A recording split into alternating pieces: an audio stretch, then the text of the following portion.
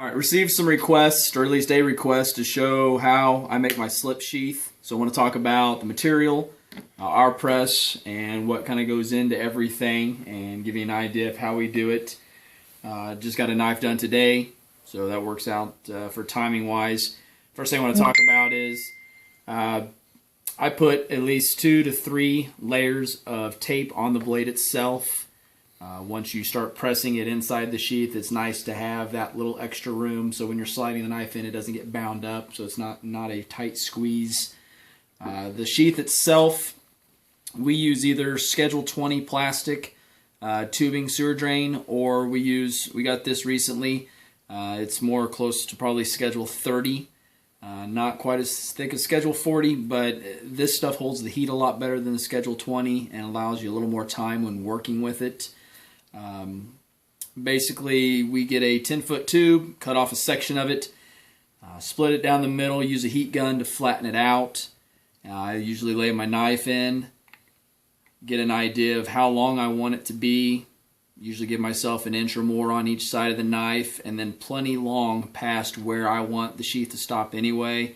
That way I can trim it back and have plenty of room for my catch, which is going to hold the knife in. When I do it, I cut 2 the same size and I rivet them together.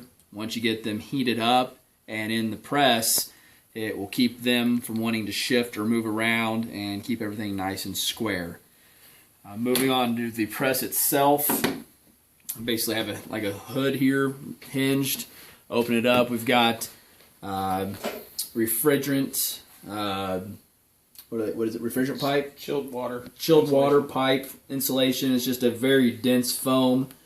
It does a really good job with providing enough resistance to really push that plastic around all the edges of your handle and giving you a good definition on the blade and everything.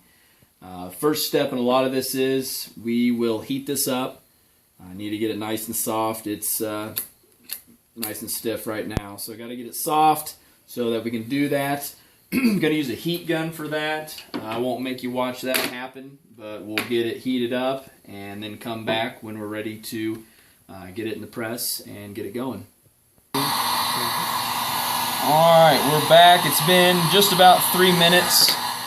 First off, you can probably see where riveting the 2 of them together is going to help you out a little bit. Makes it a little bit easier for heating them both up, being able to flip them back and forth. Plus you get pretty good heat transfer when you have one getting heated up, and it keeps the other one from cooling off on you too fast, give you a little less surface area. Definitely going to want to wear a glove. This stuff gets mighty warm. And take your time when doing this. Don't put the heat gun on it and just try to heat up one area immediately. Work it around. The heat gun gets hot enough, it will flat scorch this stuff and melt it, and it pretty much is useless at that point. So you want to heat it up, get it nice and floppy and hot. So we're just about there. We'll throw this on the press, get the knife slid in, get the press closed on it, and button that up.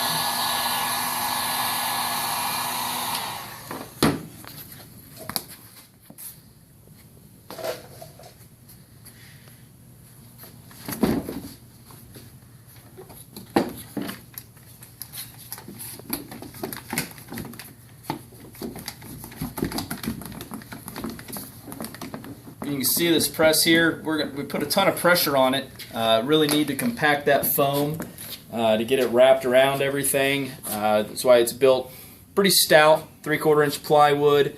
Got 2 pieces of MDF, and then that's all held together with a 2x4 that's screwed through, door hinges. There's a lot of pressure being put on that hinge area there, so we got to make it nice and stout so it's not going to pop on you. We're going to let this sit probably anywhere from 6 to 10 minutes, and then we'll pop it open. Alright, before we pop this thing open, wanted to kind of explain what is happening in there. We'd put heated up, soft plastic in there around our knife. The goal is to have that smush down in and around all the areas of the handle so that any part that sticks out and gives us a ledge will give us a point that when you slide the knife in, it's going to catch the knife so that it won't come out until you're ready to pull it out. And then when it goes back in, you got a catch. so it's in there. So it comes out, and then this is just catching right in there. That's your catch point, and that's what locks the knife in, so you don't have to have a strap or anything. It gets your knife out a little bit faster. So depending on what you make for a press, be careful when you open it.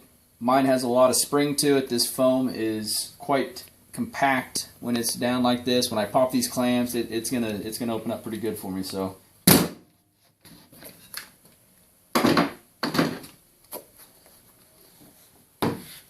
all right, looking pretty good. Got it good and compressed around the knife on both sides. Got a good outline of the knife blade itself, so you can see everything.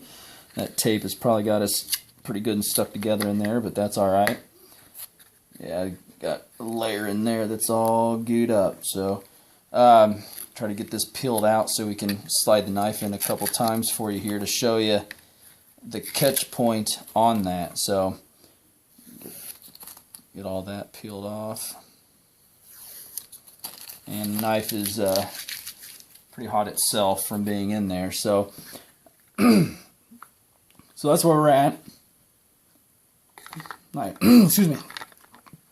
Knife will go in, and there's our catch right there on my finger groove.